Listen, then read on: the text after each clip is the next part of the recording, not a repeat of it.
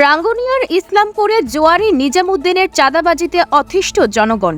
বিস্তারিত দেখুন চট্টগ্রাম থেকে কায়ুম সারোয়ারের ৩ পর্বের ধারাবাহিক অনুসন্ধানী প্রতিবেদনের প্রথম পর্বে।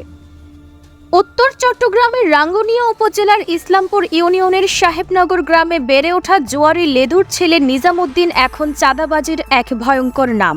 একসময় ফ্যাসিস্ট স্বৈরাচার সরকারের মদতপুষ্ট হয়ে দখলবাজি ও চাঁদাবাজিতে জড়ালেও ৫ই আগস্টের রাজনৈতিক পালাবদলের পর রাতারাতি বিএনপির ব্যানারে নতুন পরিচয়ে আবারও সক্রিয় হয়ে উঠেছে সে। অনুসন্ধানে পাওয়া তথ্য বলছে, নিজামুদ্দিন এখন ইসলামপুরের চাঁদাবাজ সিন্ডিকেটের নেতৃত্বে।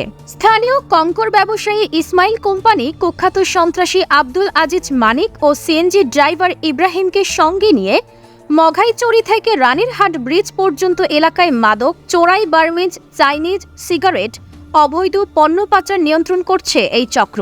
এসব অপকর্ম থেকে প্রতিদিন লক্ষ লক্ষ টাকা চাঁদা উঠছে নিজাম সিন্ডিকেটের কোষাগারে। এতেই শেষ নয়, ব্যবসায়ী, সাধারণ মানুষ, এমনকি আওয়ামী লীগের নেতাকর্মীদের ওপর মিথ্যা হুমকি, গ্রেফতার এড়াতে টাকা আদায়, মোটা অঙ্কের বিনিময়ে সরকারি পাহাড় দখলের সহযোগিতা, এহেন অপরাধ নেই যা নিজামের নেতৃত্বে সংঘটিত হচ্ছে না। স্থানীয়দের অভিযোগ, এই ভয়ঙ্কর সিন্ডিকেটের মূল ছত্র ছায়াদাতা ইসলামপুর ইউনিয়নের বিএনপি সমর্থিত সাবেক চেয়ারম্যান দিদারুল আলম। তার আশ্রয়ে টিকে আছে এই অপরাধ জগৎ। নাম প্রকাশ না করার শর্তে ভুক্তভোগী অনেকেই বলছেন, নিজামকে কেউ কিছু বলতে পারে না।